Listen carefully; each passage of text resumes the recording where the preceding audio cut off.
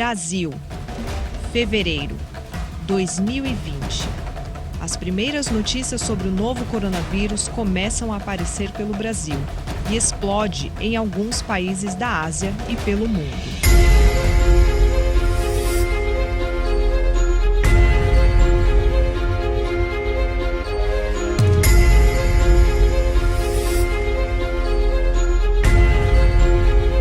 Março 2020. Os casos começam a aumentar no Brasil. O uso obrigatório de máscara começa a ser cogitado. Atividades não essenciais são suspensas pelo governo.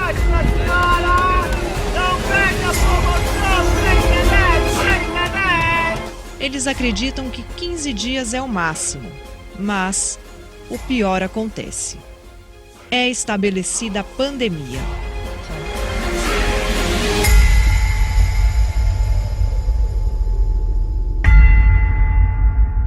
A gente teve que se adequar, né, principalmente às indicações, às recomendações aí dos profissionais de saúde.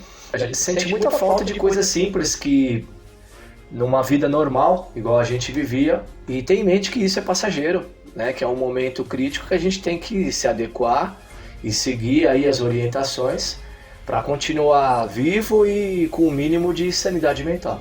Olha, foi bem complicado porque eu me formei em dezembro de 2019. Enfim, tava tudo normal, só que depois veio a pandemia e até uma última entrevista que eu fiz, eu não peguei o resultado. Acabei não sabendo o resultado porque logo veio a pandemia, então você não tinha contato com as pessoas, todo mundo em casa, né? Então foi bem complicado nessa questão de emprego. Porque para uma recém-formada, o que você mais quer é um emprego na sua área, logo, né, de cara. Então, a pandemia, assim, representou para mim uma diferença muito grande na minha vida profissional. A empresa que eu trabalhava acabou que ficou sem serviço nenhum. Em menos de um mês, perdeu todos os eventos que tinha e orçamentos de eventos futuros. E foi quando representou meio que uma virada, assim, de carreira, né, da gente tomar aquele susto do início da pandemia, de ver tudo que a gente estava acostumado a fazer ir por água abaixo e ter que se adequar a uma nova forma de trabalhar. Para nós, né, que estamos convivendo com perdas diárias, né, na escola, de parentes, de tios, avós, pais, né, isso tem sido muito difícil. Eu não consigo enxergar nisso que nós estamos vivendo agora um novo normal. E os profissionais da área, como se adequaram ao novo normal? Em meio a tantas mudanças drásticas e novos desafios, o que fazer com a profissão? Que a forma de trabalhar mudou completamente, em todos os sentidos. Então agora tudo é visado para um público que antes consumia o show presencial, agora consome via um computador ou via um celular. Então isso mudou muito a forma de trabalhar.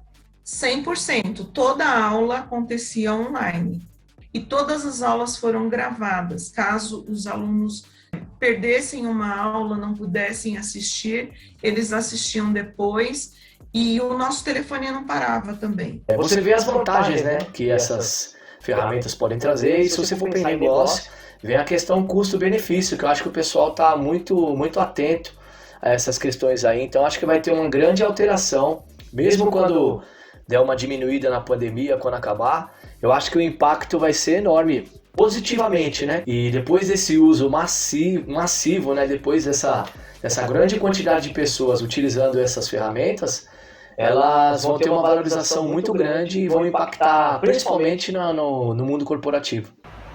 Então eu usei bastante, né? Porque é a única forma, assim, de humanizar mais, de você estar mais próximo da pessoa, né? E de você entender melhor o que a pessoa está falando. Porque às vezes, nem por voz, né? Nem por ligação, você tenta explicar uma coisa, um assunto para a pessoa, e a pessoa não entende conforme o que você tentou explicar. Então eu acho que cara a cara, né? Olho no olho, assim, por vídeo, eu acho que humaniza mais, né? Eu acho que agrega mais a comunicação.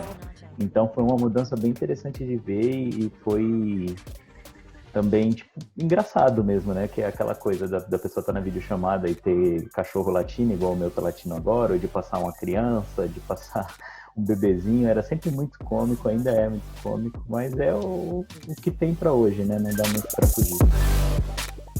E o presidente? E o governo? O que fazem as autoridades brasileiras diante dessa pandemia? Cala a boca, não perguntei nada. Pelo meu histórico de atleta, caso fosse contaminado pelo vírus, não precisaria me preocupar. Nada sentiria ou seria, quando muito, acometido de uma gripezinha ou resfriadinho. Para todo mundo ver. Foi a um hospital, a uma farmácia e a um prédio residencial em Brasília, provocando aglomerações. O que os caras querem é a nossa hemorroida. Desde o começo ele nega o vírus, vem com frasezinhas irônicas, é uma gripezinha, e daí, ironizando as mortes, ironizando as pessoas que estão doentes, recentemente a vacina. Ele, como representante do nosso país, ele não deveria se portar dessa forma. Ele podia ter conduzido de uma forma bem melhor, porque o que aconteceu em relação à pandemia fugia muito do âmbito político, sabe?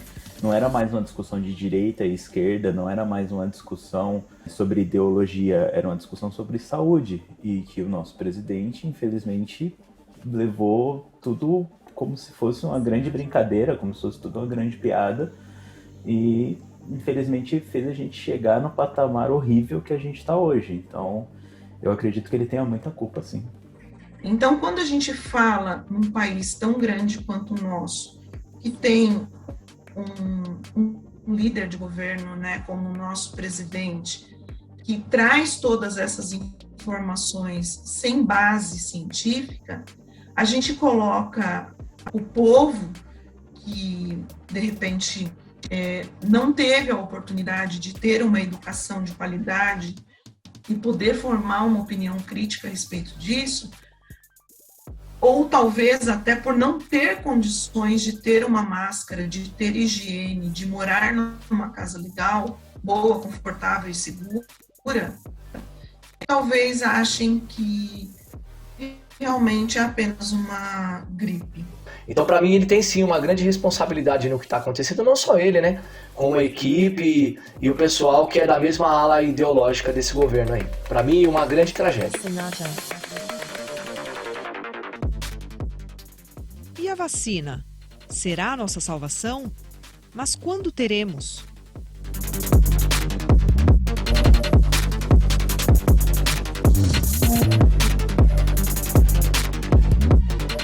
É importante a gente sempre valorizar a ciência, sempre valorizar a vacina, porque vacina salva vidas, sim. E quando chegar a nossa hora de tomar, vamos tomar e vamos compartilhar com as pessoas próximas a nós tomarem também, né, que é muito importante. Cara, eu acredito que a gente tenha uma melhora, mas partindo do princípio que toda a população esteja vacinada. O problema é que eu não consigo enxergar toda a população vacinada num curto espaço de tempo. E até pelo povo mesmo, né? Porque ninguém aguenta mais ficar dentro de casa, né, cara? Cada estado conseguisse ter um plano de vacinação gerenciado por um plano maior federal, talvez todos os lugares pudessem estar recebendo vacina suficiente para que a gente não entrasse nesse pânico e nesse desespero. Num cenário ideal, nós já estaríamos todos vacinados. Mas, infelizmente, nós estamos num cenário real. Então, o nosso problema, Flávio, Mariana, é muito maior. Ele é do tamanho do Brasil. E isso me preocupa. Nós saímos de uma posição de ser um exemplo mundial em campanhas de vacinação para estar implorando por outros países para a liberação de vacina, e isso é uma grande vergonha e não pode continuar. A gente tem que ter sim o direito de se revoltar e falar o que a gente pensa, que é ridículo o que está acontecendo aqui no nosso país. Seguimos na insistente luta diária no combate ao vírus, usando corretamente o uso de máscaras, mantendo o distanciamento social e a esperança de que a vacina seja finalmente a salvação. Até o fechamento dessa edição, já foram constatadas mais de 355 mil mortes em todo o Brasil.